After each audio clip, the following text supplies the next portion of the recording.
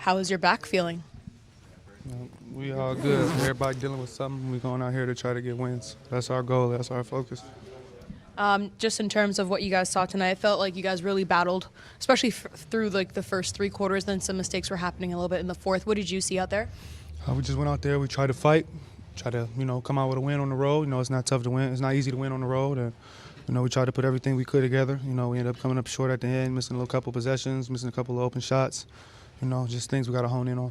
How were you able to kind of switch your game up, because the three ball wasn't falling today, but that's okay because you were able to get some layups in as well. How were you able to do that? We're still just trying to, get downhill, still have impact on the game. Again, whether you making threes, missing threes, you still need to play defense. You still need to rebound. You still need to, play basketball. So this is just part of the game. Continue figuring out. Continue just keep going, rolling with the punches. Of course, nobody wants to, lose. That's not part of it. But we talked about this earlier, that we're trying to build habits. In games like these, where do you see that habit building? Just in the little things. Again, when we're going back and forth, you're building them habits. When it's 3 minutes left, when it's almost like a playoff atmosphere, the fans get more into it. Every possession is magnified. Everything matters. Everything's important, and that's what comes in the long run. Down in June when you're going against the two best teams that's left. It's the little details that separate them. Obviously, they both good. They're there for a reason. They have great players. It's the little things that you went through the season that helps you. And then you talk about these young guys and new guys making most of their opportunities in this kind of unprecedented scenario that you guys have been facing over the past month with injuries. What do you make of what you're seeing from the guys like Freeman Liberty and Ramsey? Yeah, everybody just coming out, trying to hoop and play. They get an opportunity, opportunity of a lifetime. Ramsey got the opportunity to start tonight, if I'm not mistaken. So exactly. So they get an opportunity of a lifetime to start in the NBA. They should hone in on this opportunity, be appreciative of this opportunity, and try to take it as far as they can. All right. But they Thank playing you, well though. Coach. What did you see from your team tonight? I saw a lot of fight. We struggled with rebounding the ball. I thought that we did a pretty good job in half-court offense, just moving the ball and scoring off of cuts. I thought that Kelly did a really good job of connecting with teammates. He ended up with 10 assists tonight. And we gave a lot of fight. We missed a couple of possessions there at the end of the third quarter, start of the fourth quarter, when we had that nice lead, and we were not able to sustain it and make those 10, 11 points to bring it to 15 or 20. I know. How tough was it to see some of those mistakes down the stretch, a couple of those giveaways late after being pretty good through the first three quarters? Yeah, I mean, we missed the layup, we missed wide open shots, we missed the dunk. Obviously, guys, they want to make those shots, they want to make right decisions there. Did not go our way tonight. I thought they scored some timely baskets and tough contested shots. But as I said, I think that the main difference in tonight's game was rebounding. And then just in terms of Gary, what did you see from him? Because he was obviously a big leader offensively, but in more ways than one. Gary, he found a way to be effective without making threes tonight. He went 1 for 7 from the three-point line, but he did a good job of cutting and being active and touching the paint and making decisions from there. I wish that he made a couple of more layups there, but he didn't. But there's going to be a good opportunity for him to grow in that area as well. And I thought that on defensive end that he did a really good job, having active hands, coming up with a couple of steals for us. Okay, so the Toronto Raptors lose somehow by some divine miracle to the Washington Wizards. And if you're expecting a negative show, you've come to the wrong place. This is not negative at all. There's no negative vibes here at all. I'm a little surprised they lost this game, to be completely honest with you, because at the start of the third quarter, it looked like the Raptors were going to win this game. Like, to be honest, most of the game, it felt like the Raptors were going to have a hard time losing this game, because I just hate the way the Washington Wizards play. Like, really, like, apart from Deni Avdija on that team, I'm not really sure who I like on that team, and you could say Corey Kispert, sure, like he has some utility, and but Daniel Gafford was a guy that I really liked on that team, and he's in Dallas now. And Kyle Kuzma and Jordan Poole are the absolute epitome of empty calories guys, right? And they're their two guys. And I got to tell you, the game could have gone one of two ways when Kuzma commits that flagrant foul in the third quarter. And, luckily for the Wizards, and I guess luckily for the Raptors, it goes the way it did.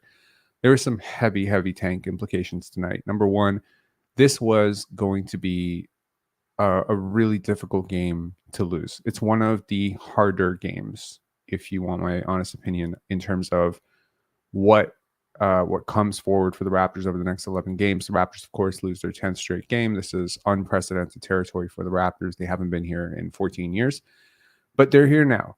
They're here now. Desperate times call for desperate measures. And tonight, you do get Gary Trent Jr. back, which is, welcome news because he scored 31 points.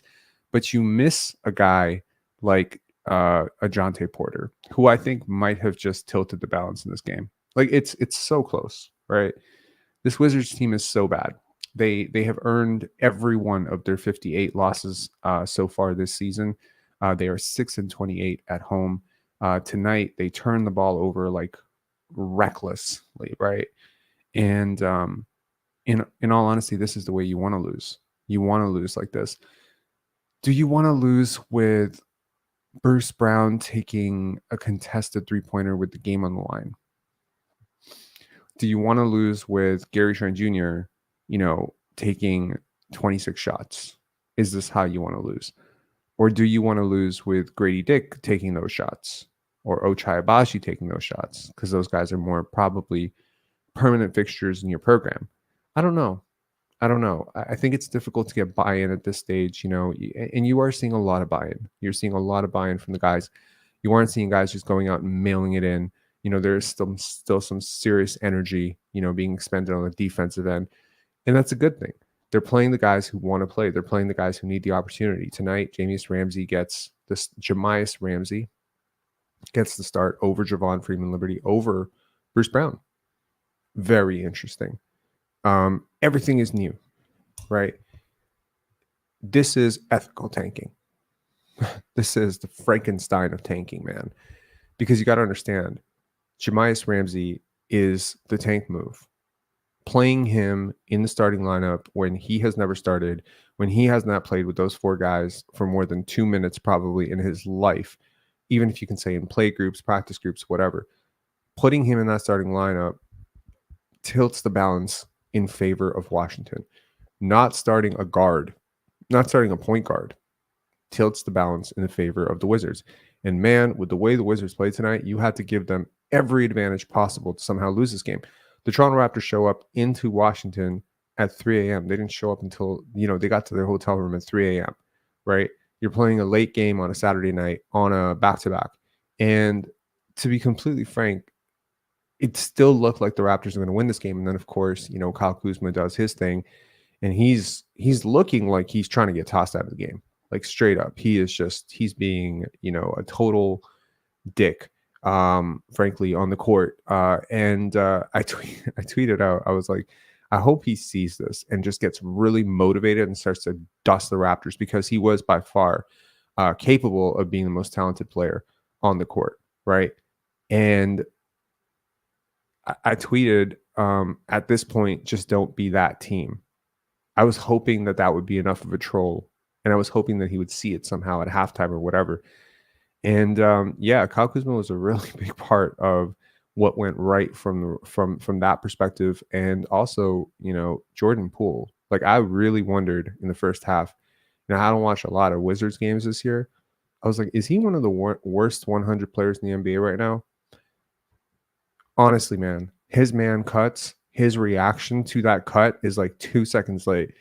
If you play against a good team, he's unplayable. Like, he will get you destroyed. The way he's playing right now, to me, it's like guy got paid.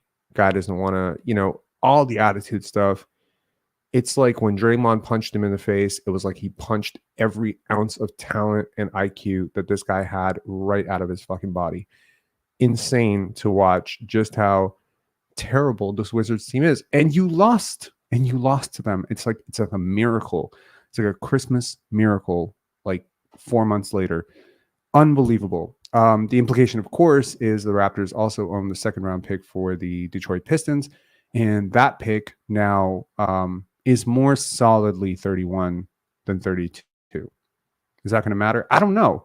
But with the Raptors' luck, there's probably going to be some prospect that everyone wants at 31, and he's going to go at 31, and then we're going to end up with the 32nd pick. So I just want to get as high as possible. I realize to a lot of people, 31, 32, 6-5, 23 wins versus 24 wins. These details, though, do matter. King Kylie saying, is Brown's option before draft or after? It's after. So that is what makes him still somewhat valuable as a contract. I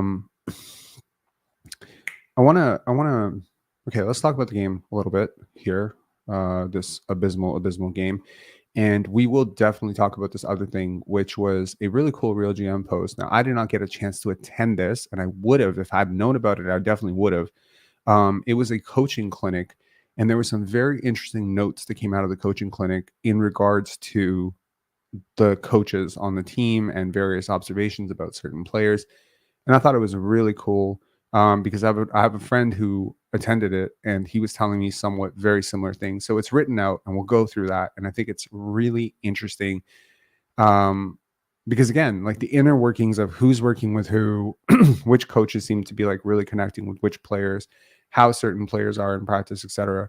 And maybe towards the middle of this, if there's a caller, I mean, you can definitely call in if there's a caller. Hold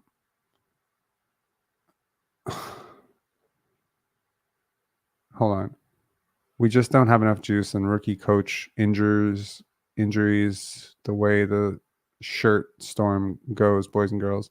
This Raptor team is like effing my life right now, falling apart, but on the come up. Okay. Well, I hope your life is on the come up, and that if your life is on the line, that you are not having Bruce Brown take a freaking three. That was crazy to me. Gary Trent Jr. dribbles the ball at the court. First of all, why is he initiating your offense? Cool. He passes to Ochai Agbaji. Agbaji swings it over to Bruce Brown for the three. And I was like, if I had to draw a play to lose a game, that's the play I'm drawing.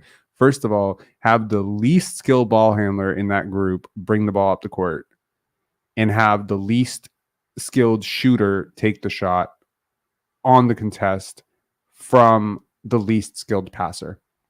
Perfect. Like perfect. Okay. Like that's awesome. Smart move. Okay. In terms of, what the Raptors did right and wrong, whatever, they didn't do a hell of a lot right. They protected the basketball, which is pretty interesting because Kelly Olynyk was effectively point center tonight. He had 10 assists. The Raptors get crushed on the glass. Guys got to the front of the rim a lot. Kyle Kuzma, I think, got on the glass a little bit. Rashawn Holmes was crazy, 14 rebounds, including 7 offensive rebounds.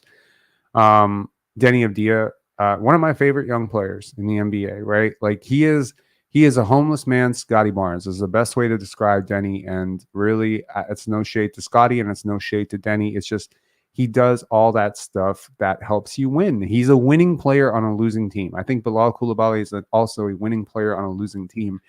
And again, they're just certain players that they have winning habits and they do winning things. I was actually pretty impressed with Johnny Davis. I've shit on him a lot, based on his jumper and based on his draft status and based on the fact that he's just been so abysmal the last few years. But he actually sparked a really positive run for them. He was part of a very good stretch of basketball for their team. The Raptors, if you believe rumors, actually were very, very deeply interested in Rashawn Holmes before he signed with the Sacramento Kings. I believe I heard that on an inside track. So that was very interesting to see how his contract value has played out over the last 3-4 years, given the Raptors were super interested in him. I thought Corey Kispert was good for them. I also thought it was really interesting because a lot of people compared Grady to Corey, and he took him a couple times. But the one play that I was like, oh, he got him, was that self-generated turnaround jumper over Corey Kispert.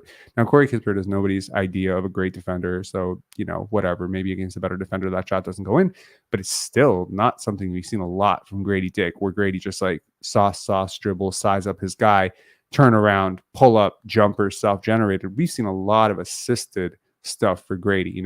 He's cutting, he's curling, he's, spotting up, etc.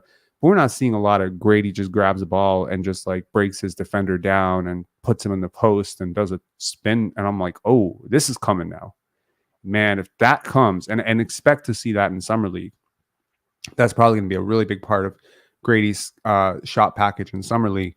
So if that comes, he is big enough that if he gets a guard on him, that he can take him in the post. And if he's strong enough to actually take advantage of that, oh my God, that's going to be very interesting. In terms of the Raptors, not a great game from Joel Freeman Liberty. I'm really pulling for this guy, like really hardcore. Jalen McDaniels does not get off the bench. Hallelujah. That was great. I mean, if you're trying to lose games, I really would start him at point guard, to be honest, but okay, sure. By the way, I've lost my voice. Something kind of crazy happened earlier in the day, and I can talk about that right after I'm done this. But yeah, I've lost my voice almost completely because I screamed the loudest I think I've ever screamed in my life. Really scary moment earlier today. But yeah, Garrett Temple was awesome. I loved his minutes.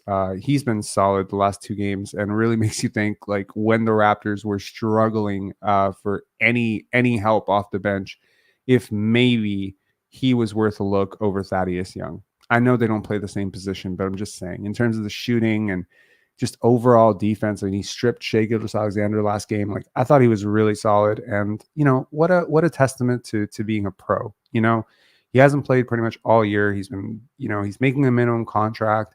He don't need to be here. I mean, at this point, he's made quite a bit of money in his career. He doesn't really need to be so bought in. But man, like, what a dude. Like, I have such a tremendous amount of respect for Garrett Temple throughout. Now, I've respected him for a while. I made a video, when the Raptors signed him, that it was just such a great addition, which is, it runs counter to, God damn it, who did they sign last year where I was just so against it? They're very similar in age, and I'm forgetting his name right now, but I am forgetting his name. He was from Washington. Shit. Anyways, so I just thought it was a good solid, 14th, 15th guy on your bench, and just a really stabilizing force. I mean, like if you talk to a lot of young prospects, they're telling you they really, really relish this opportunity to learn from vets at the next level, guys who can really teach them how to take care of their body, guys who can teach them how to be pros, guys who can teach them how to deal with the media, guys who can teach them how to rest, recover, etc. So he has been a really stabilizing force, and it's very interesting that, it started with 3, which was Otto and Thad and Garrett, but Garrett became the guy who was pretty much indispensable. He was never waived. He could have been waived at any given point. Not like he was serving some serious long-term, value. It's not like it was a major hit to your books, but the Raptors chose to kind of keep him around. And I wonder if at some point, down the line, I'm sure he has plans beyond basketball, but I wonder if at some point, he'll wind up on Darko's coaching staff or something. He's a really solid dude. Jordan Nwora, I mean, solid. That block, that chase down block, just kind of gives you a glimpse into who he can be if he could just put it together for 15 minutes straight. But he doesn't put it together for 15 minutes straight. There's a lot of dumb decisions. There's a lot of like inconsistent motor plays and stuff like that. When you're at his talent level right now, you cannot be this inconsistent. Mohamed Ugay, I think, struggled a little bit in terms of, his lineup, but I thought he provided a lot of activity, a lot of length, and that block that he had was also very impressive. In terms of the starters, again, Jamias Ramsey has made a believer out of me really throughout these games. I know he only played 18 minutes tonight, but he gets to start his first NBA start ever. Big moment for him. Congratulations, young man.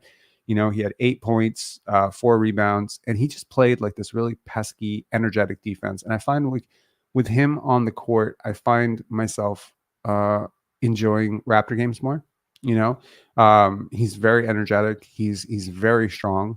For a guard, he's 6'3", but he's got that stocky sort of Fred VanVleet, Kyle Lowry, OG Anunoby build, like where he's solid. If you bump into him, you're gonna feel it tomorrow.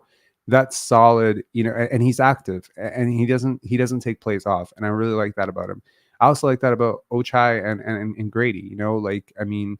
These are 2 young guys in that starting lineup, right? That you call it like development prospects, right? I mean, you could really say all of these guys are development prospects to some degree, Javon Freeman Liberty and Jemias Ramsey. But obviously, like the two guys that you could say, okay, the Raptors have some really long-term vested interest in these guys panning out. That would be Grady and Ochai. And, they both make 6 field goals tonight. Grady had some really cool 3-pointers, especially early on. He had a pretty cool finish near the paint. Like I think he was, and of course he had that turnaround jumper. He had a really nice pass. Like, I mean, he had a couple of really nice passes actually. I thought he was really good. Kelly Olynyk, of course, high turnovers again, but better than 6, better than 7. So I thought that was good. And, again, the paint defense remains a mystery to me. Keeping guys off the glass is hard. He's just not capable. He's not capable. He's massively over leveraged in that paint protector role. And you're going to continue to see centers get to the front of the rim at will. Literally the first play of the game was, I believe, a Rashawn Holmes dunk. So it's just, there's no resistance in the paint. The paint is open. Other teams know it. They're setting up their game plan to just get to the rim. And basically, if your perimeter defense is compromised, and tonight, I think the Raptors defenders did a decent job. Like, I think Bruce Brown did a pretty decent job. Gary Trent Jr. had his moments. Grady got sized up and tested a lot by guys like Jordan Poole and Kyle Kuzma. Anytime they saw him on them, they were like, okay, eyes light up, Ricky. I think he did an okay job. Even though I scored on a couple of times. But yeah, if those guys don't guard, there's nothing behind them. There's nothing behind them. So hey, here's another development, idea to put in your put to smoke. That you don't have help behind you, so you have to guard. Right? There's not a lot of scheming and a lot of zones and a lot of help going on right now. It's basically like, okay, you get sized up by Jordan Poole, you're on your own. Do something about it. And yeah, like occasionally the Raptors will send help, but there's no like aggressive, schemes and trap doubles and stuff like that. But I thought the post that I referenced earlier about the Raptors coaching clinic, it talks a lot about how the Raptors really aren't working on their defense right now, which I found really interesting because I'm like, that shows. It really shows. Anyways, let's move on here in terms of overall team stats. The Raptors, of course, shoot horribly. Oh gosh, Gary Trent, the man of the hour, Gary Trent. Honestly, this game might have just swung me a little bit on him in a good way. I have had issues with his paint finishing pretty much consistently for the last 2.5 years. I also have a lot of issues with his defense, shot selection, passing, etc. So there have been spurts this season where his playmaking has been just good enough where I'm like, yeah, I could see him contributing in a winning lineup. Like I could see him contributing to winning basketball because his playmaking and reads and stuff like that are just getting just a little bit better. And his defense has been a little out of control at times, but also like there have been like more good moments and bad moments lately. So that was really cool too. But I'll tell you that tonight I saw Gary Trent do things that I didn't think Gary Trent was ever going to do. Like in terms of paint finishing, like the number of layups, open layups, contested layups, one-on-one layups, and transition layups, half-court layups, etc. that I've seen this guy just point blank botch. Like not even close, just throw it up at the rim, fall out of bounds. Like he is just not a talented finisher around the rim. Like there's no dynamicism, there's no left hand, right hand, like there's nothing. Like there's no floater package, turnaround. Like he doesn't have it. Like he's just getting close to the rim and throwing shit up and praying. And that was pretty much him last year. And I was like, man, for a guard who does not create very well, does not finish at the rim very well, like this is not a player you can win with because he's not a 3-level scorer. But tonight you saw him be very patient. Very patient. He would pump fake a guy, will get him in the air a little bit. Now, granted, this is one thing to do this against Rashawn Holmes and Corey Kispert. It's another thing to go do it against Victor Wembanyama. And he's probably never going to do it against Victor Wembanyama because he has physical limitations that are just not going to be something that he's going to erase in this lifetime. However, still very encouraging to see some of the creativity on the finishes. Same thing I referenced with OG. Same thing I referenced with Grady Dick. What is the common denominator? They all play for the Toronto Raptors.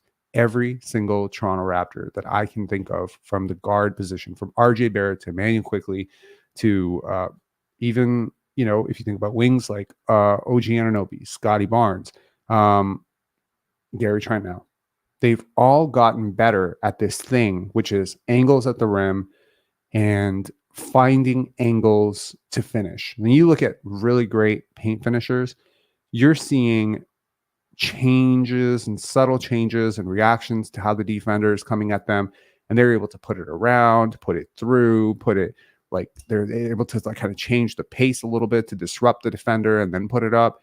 They have a bit of a floater game. They have a turnaround floater. Like they can do a little bit of a hook shot. Like there's just things to go to when teams try to take away. And with guys like OG, Gary last year, it was just, if these guys weren't going up for a straight layup, they were going up for nothing. And they often got blocked. They often missed. They often drew charges. They often just smoked just point blank layups. And I'm just not seeing a lot of that lately. So that has been very, very positive. Very positive. Overall. Okay. Now I got to find that Real GM post because it was super interesting. I want to read it out for you guys because it really was. Where's it? Okay. Here we go. Perfecto. So this is a post from it's a forum moderator, Hijinks. Okay. So it's not bullshit. I attended the Raptors coaching clinic and open practice. Some takeaways. So 1, Jalen McDaniels can't even shoot well unguarded in practice. Very streaky, awful shooting mechanics. He just needs to gain strength badly. I would agree with this assessment 100%. I also would like to say, as someone who's attended quite a few practices in my life and stuff, you don't want to read too much into how guys play in like a shoot around setting. Some guys mess around a lot. They're not really, whatever. Like I've listened to, I don't know, not to name names, but I've listened to Toronto media members be like, oh, I attended this practice and this guy missed like 16 corner threes and I'm a better shooter than him. Like, shut up. Like you're not. Like I have also I've seen an open practice where Chris Bosh has hit like 35 threes or, out of 40, or Andrea Bargnani has hit like 17 threes from half court. And then I've seen him go 1 for 10 that game, like that night. So just whatever. Right. Number 2, Nwora is as lazy on defense in practice. In fact, I don't think it's laziness. I think he fundamentally doesn't know where to be. Darko was exasperated with him at one point for not knowing where to be in the system. Number 3, this whole season about teaching the fundamentals of how to play as a team, and they're basically spending 75% of the time working on the offense. The things they work on look amazing. It's no wonder we generate so many quality looks. A reference to, of course, shot quality, being top 3 in the NBA for pretty much the entire season so far for the Raptors. So that's hard to do, by the way, because shot quality is absolutely 1000% related to not only the quality of the offense and the sets that you're running, but also the quality of the players that you have. And no one in the world could argue that the Raptors have top 15 talent in the league right now. No one, especially with the number of injuries they've had. For them to be top 3 in offensive process, basically in terms of the looks they're generating, minus the talent that usually generates that process, basically put it this way: if I coach a team with Luka Doncic and Nikola Jokic and Shai Gilgeous-Alexander, let's just say me, novice, never coached in the NBA ever, that team is going to be top 10 in looks in terms of shot quality. I guarantee it. Because I'm not a complete idiot, and because those 3 players are just that good, that a lot of the gravity that they're going to create is going to create open looks for other people, and open looks are obviously going to invert. They're going to prop up shot quality. To create open looks without great players requires great system. So here's the thing: a lot of people think about system, overcompensating for talent. But in my opinion, when great system meets great talent, you get championships, right? You think about Steph Curry and Kevin Durant and, the Golden State Warriors. Did they have top 5 talent? They had top 2 talent. They had top 1 talent, but they also had a great system. You think about Michael Jordan and triangle offense in Chicago, or, the triangle offense, even, when they ran it in LA. Like, you look at the Spurs motion offense, all of these systems were incredible systems. I feel like coaches are important. Coaching and coaching philosophy and system and, optimizing that system for the roster is probably the most important thing. And if the Raptors are generating, if they're top 3 in terms of offensive, shot quality, then I only shudder to imagine what that will be when these players that they're developing actually develop. You know what I mean? Because when Gary Trent Jr. or Grady Dick are better players, they naturally will draw more attention, which will naturally affect shot quality. I think this could be a really good thing for the Raptors going forward. So just want to say that.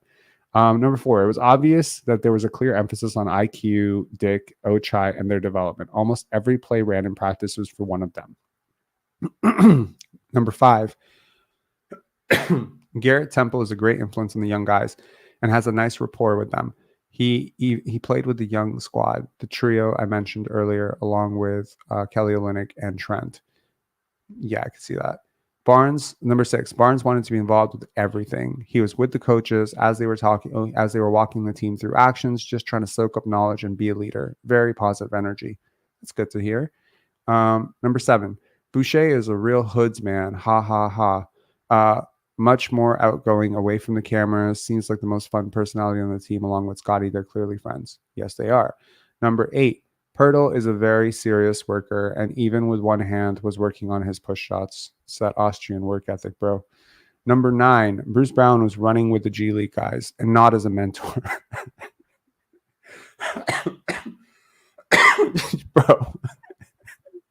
Bro, has anyone's stock taken a bigger hit than champion Bruce Brown with the Denver Nuggets at the championship parade? And then like a year later, he's running G League reps with the Toronto Raptors, who just lost to basically another G League team with the Washington Wizards as he missed a shot. That's hilarious.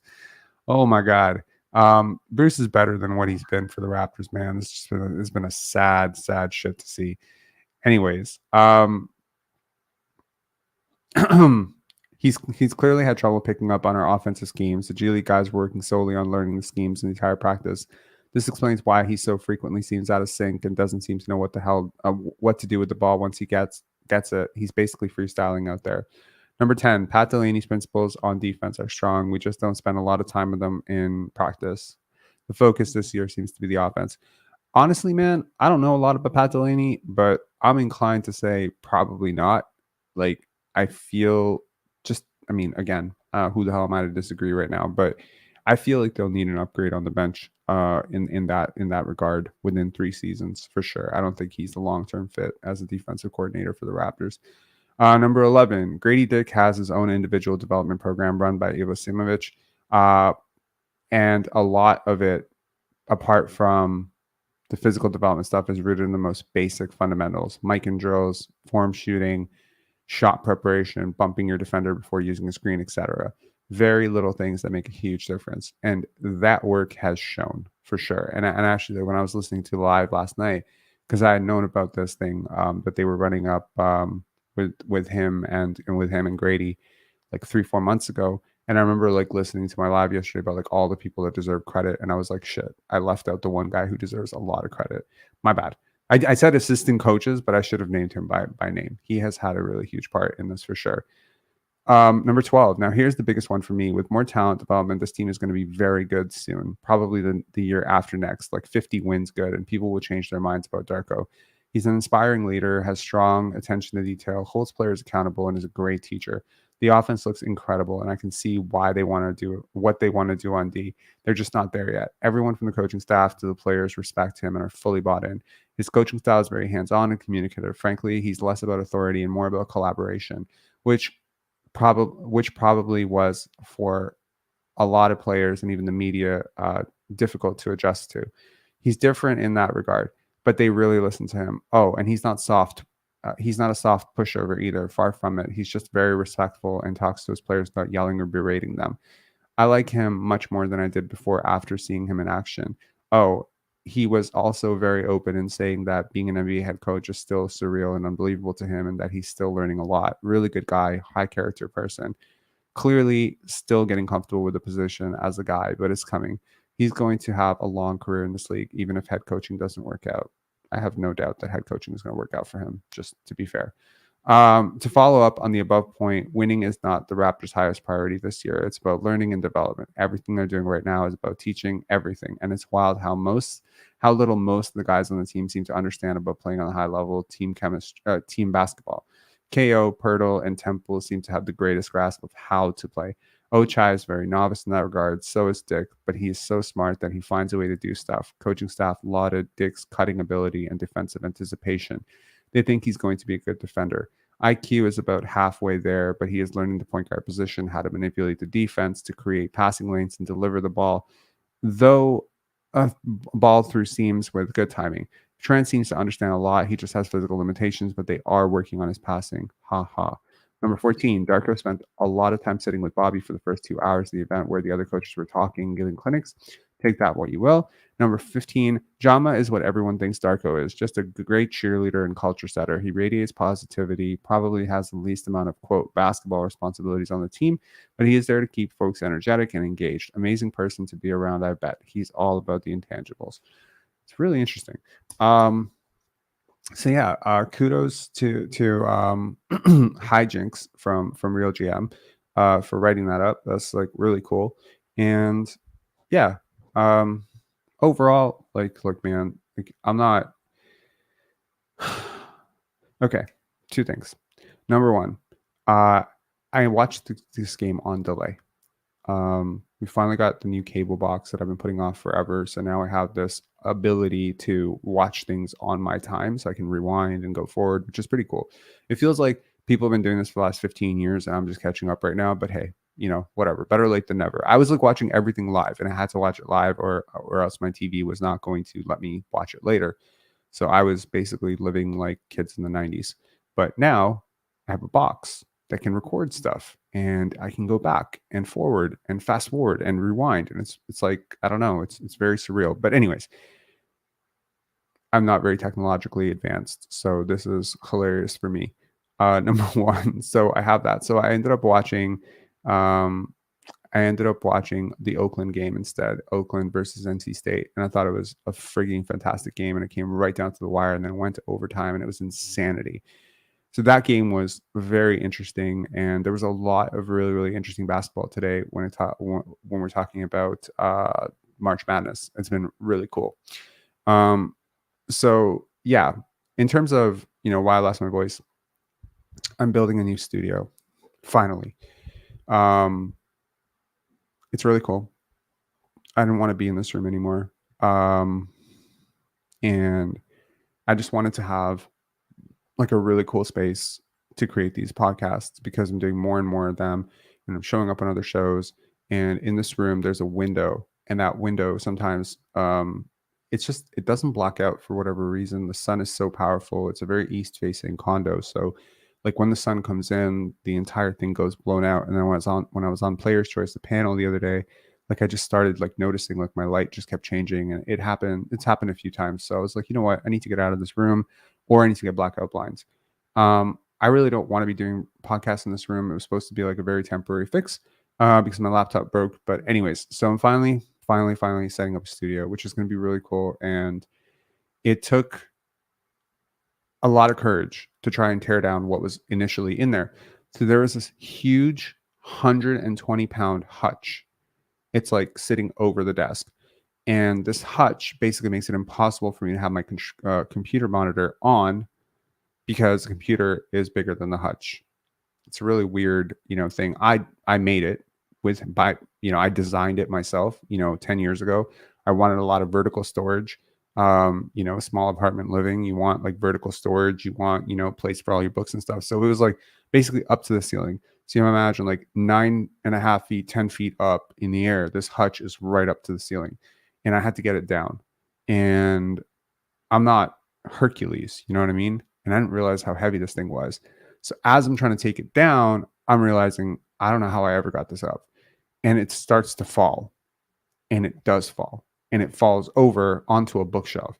So now I'm like in a freaking comedy movie. And it's leaning halfway.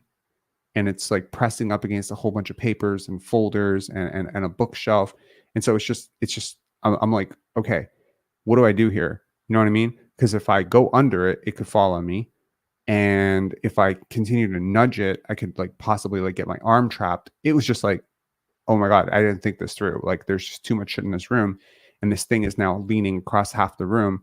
I don't know if this makes sense to anybody, but it's just a very, very tall piece of furniture that was leaning over half the room. It's a very small studio space. And right as I'm trying to figure this out, my dog runs into the room. and sits right underneath this thing. And I am seeing him, and almost like a parental instinct kicked in. He's a 15-year-old, he's been my dog for 15 years. I love this guy. And I just imagined this 120-pound thing just crushing him. And I freaked out. I never thought in a million years that he would ever go in there. And I screamed so loud. And the problem was, when I screamed so loud, get out, he got scared. And he just sat there. And he decided to go further in. And I started to see it move. I felt like I've never screamed so loud in my life. I think my neighbors might have thought that I died.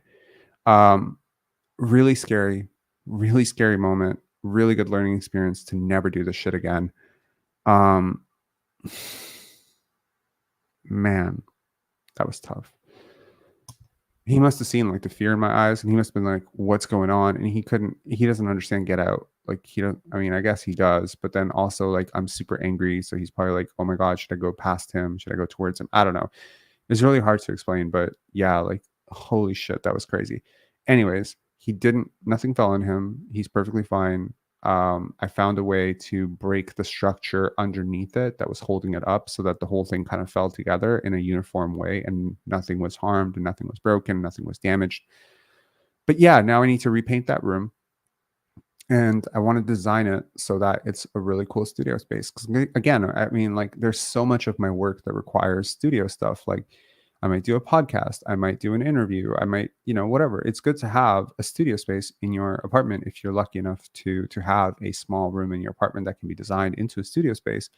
It's good to have one, because you never know, right? In the middle of the day, you might have to record something, or you might have to do a job interview or whatever. And it's just nice to have a space where, things are set up. And this space has just been so crammed. I don't know if y'all remember, if some of you are OGs, you remember what the place I used to record, that place. But I didn't want it to be all bookshelves and stuff like that. So anyways, it's taken a lot of time and courage to just get around to dismantling it. And I'm just realizing oh my God, it's so much stuff. So yeah, the next week of my life is just going to be devoted to painting and renovating and, getting that place set up. So hopefully by the time we're doing draft stuff, it'll be in a new place with hopefully a new camera. I don't know, maybe everything set up and looking nice and a little bit more polished, I feel. I've been saying for a long time that I want to do so many things with this channel. I want to take it to Patreon. I want to put it on Spotify. I want to get sponsors. I want to do this and that and that and that and that. And I'm just like, hey, why not now? Why not now? Do it. So yeah, so tomorrow is going to be spent lugging some very, very heavy shit down to storage, and then not storage, to the dumps in the back. And of course the snow is not going to help with that, but we shall figure it out. Leo saying, I remember the Batman. Yes, I too remember the Batman. Yeah, it's just I wanted to redesign it. I didn't want to live in a tomb of past decisions. I think a lot of us do. I'm looking around right now.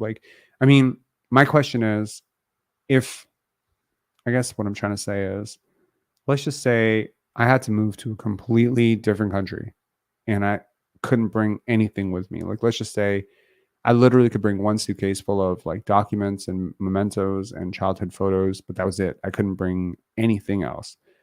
And now I'm in that new place. What would I put in that new place that's even in this place right now? And it's just to be honest, I wouldn't put a lot. I would have a single desk. I would have one chair. I would have one couch. I might have a couple of bar stools, and I have a bed, and I have a closet. I would be super straightforward. There's probably 7 pieces of furniture that are going in my apartment, and I'd have a bookshelf. That's it. But I have so many. And the truth is, when I was younger, because we were so poor, we didn't have a lot of stuff. So I ended up getting a lot of stuff. So when I started working, I got a lot of stuff. And then, it's hard to let go of stuff sometimes, so no matter how much I've tried, it feels like there's always more stuff. And yeah, it's I know I said this is a pretty small space, but it's not that small. right? It's like an 800. It's about 950 square feet. That's a lot of space. You know, I know a lot of friends of mine that are living downtown with 500 square feet, and they're living quite, you know, clear. And it's weird because like people don't tell you, but like I remember when I started really, really throwing stuff out, like really like this is about 3.5 years ago, 3 years ago in the summer, when I really started throwing out like bags and bags and bags and bags full of like shit. And I was just tossing out, tossing out, tossing out. I remember a friend of mine, Spence, saying to me, he's like, yeah, like when I visited your house like 6 years ago, it just felt like there was stuff everywhere.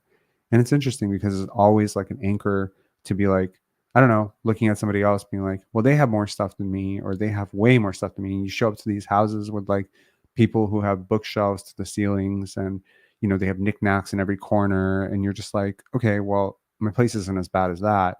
But the truth is, uh, I'm tired of thinking about better and worse. I just want to be good. I want to be good with myself. You know, I don't really care what other people are doing.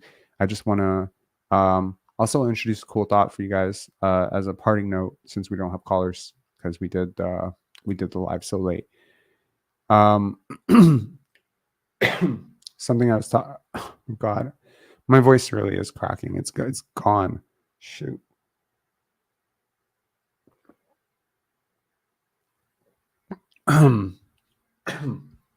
Okay, so we've all heard of a bucket list. So I was reading last night about a fuck it list, which is pretty cool. So a bucket list, to those of you who don't know, is obviously a list of things that you got to do before you die. A fuck it list is the opposite. It's a list of things you will never again do as long as you live. I have a pretty long fuck it list. And I was thinking about it. I was like, that's a really great idea. Like, let me write all this stuff out so that I understand like where I'm coming at from. And I think one of those things is I'm never going to compare myself to people that I do not respect. So when it comes to, you know, success, money, you know, relationships, happiness, I'm not looking down at people, or I'm not going to look at somebody who I don't respect their standards and be like, well, at least I'm better off than that person. I cannot. And that's one of the things on my bucket list. I will not do that. So yeah. Facts, that's huge. I agree. Yeah. Anyways, guys, and keep this one short, nice and condensed. Overall, a win for the tank. Let's just take a quick look, if we can, for the tankathon, and then we're out of here. Okay, let's just. Okay. So, in terms of tankathon, the Raptors are firmly sixth. They are now one game ahead of the Memphis Grizzlies, who have 1-1. I mean, do you see this? Like, they bridged a 4-game gap here. That's pretty cool. They needed to be unbelievably bad to do it. And look at this. The Washington Wizards have won 2 straight. This is incredible. I don't know.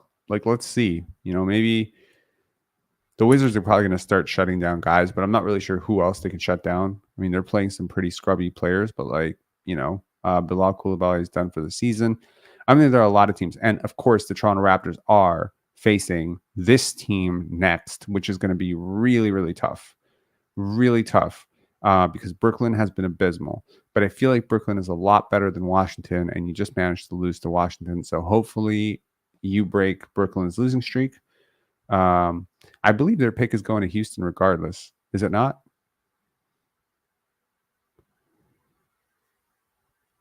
Shit, it's unprotected? Oh my God. So they have no incentive to lose at all. Brooklyn is, oh my God. That is hard. And also, like, wow. Jeez. Okay. Cool.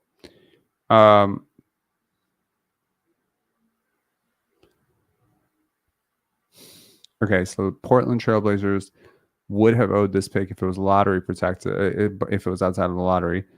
The Charlotte Hornets also owed this pick if it was not in the lottery. The Wizards would have owed this pick. What? This pick is currently not traded because it is protected 1 through 12, 13 through 30. What a weird protection. Okay. And the pick is not traded because it is protected 1 through 18. That is interesting. Okay, so let's sim the lottery one time as a interesting good luck. Do the Raptors keep it? Yep, Raptors keep. We're going to do it 10 times. Let's see if they lose it ever. Just fun. Okay. Boom. So they lose it once. So we're 1 for 2. They move up. They move up again. So we got 2 move ups, 1 stay still, 1 you lose it. Oof. You really lose it. So 2 lose it's, 2 move ups, 1 stay still. 3 lose it's. The Lakers get, oh wow. Okay. Stay still. You lose it. Stay still. You lose it. You lose it. You lose it. Oh my God, you lose it badly. You lose it again. And you get the first overall pick. Let's pray for this outcome. Oh my God. That was okay. This is purely based on math, and it does look grim. You saying it looks grim? Yeah, lottery night is not going to be fun for the Toronto Raptors unless they somehow manage to get to. Now, is Portland catchable? I don't think so. Like, they're also on an extended losing streak. They lost 6 straight. So it's like at this point, your best case scenario, literally your best case scenario. Okay, let's just see if Memphis moves up. Hold on. Memphis moves up once. Memphis moves down. Memphis stays still. Memphis moves down. Memphis moves up. Memphis moves up. Memphis stays still. Memphis moves down. Down. First overall pick. So really at this point, it's like, shit. Like, you could lose it. You really could. I mean, of course, the math on this is obvious, but of course, seeing it play out, it's one thing to say 44%. I think people are like pretty, say no offense, like bad at understanding what a 37% chance at a top 4 pick is. But like when you see it play out in a simulation 100 times, you get an idea of how bad it could get in the off chance, right? So really, at this point, we are just preying on luck, and of course, it's top 6 protected, and we're 6th, right? So yeah, it's I don't want to say it's 50-50. It's definitely not 50-50, but there's a solid chance even at 6th you're losing this pick. Which is sad. Given all the shit that we went through this season, to lose this pick would be abysmal. Think of it another way. It does free up your next year's pick to be traded. No. Losing this pick would free up your, number one, it would free up your second round picks for subsequent years that were the conversion, I believe. And it also frees up your 2026 first round pick and 2028 first round pick. So you can suddenly trade those picks if you wanted to, which is interesting. Also worth noting, the Indiana pick, which was at one point 15th, is now firmly 17th and could be moving towards 18th or 19th. If you think about where Indiana is relative to Sacramento and Dallas and their strength of schedule, etc. Yeah, this is tough. I mean, I would have really liked for the Raptors to get the 15th overall pick in this draft. Personally, I would have liked the Indiana Pacers to be in the play-in so that they could potentially give us a lottery pick. That would have been great. In my estimation so far, looking at this draft, there's a pretty big gap between 12 and 18. So prayers up that Indiana falls a little bit. I'm not rooting for them right now, even though one of my favorite players plays on that team, and Tyrese Halliburton. They have been pretty good over the last 10 games. They've been 6-4. That's relatively decent. It does not help that Philadelphia is in complete free fall at all. And it does not help that Miami is not playing well. So yeah, it's really not even that they've been good. It's just the teams that were ahead of them have been really bad. Okay. All right. I'll talk to you guys later, and subscribe if you haven't already. Like this video on your way out. Appreciate it. And hey, it's 1:47 a.m. and you got 145 people here. That's pretty cool. Alexander B saying favorite part of the game was Gary getting stuffed at the rim and Alvin losing it in the background. There was a moment of silence and the Devlin tried to talk but bursted out of laughter. Yeah. Did I talk about that? I didn't. Yeah. I was trying not to be cruel, but yes, that was an embarrassing moment and kind of highlights, let's say, Gary's limited vert and ups. He's not a bouncy, athlete. And, when you see a guy like Malik Monk or even Jordan Nwora, when you see these guys sort of take off for a dunk, their combination of length, size, athleticism, burst, vertical leap, etc., really shows up. And you do wonder what Gary could have done with a little bit more vert and a little bit more length and a little bit more size. Back stiffness. Yeah, that's fair. Yeah. Anyways, talk to you guys later. Peace.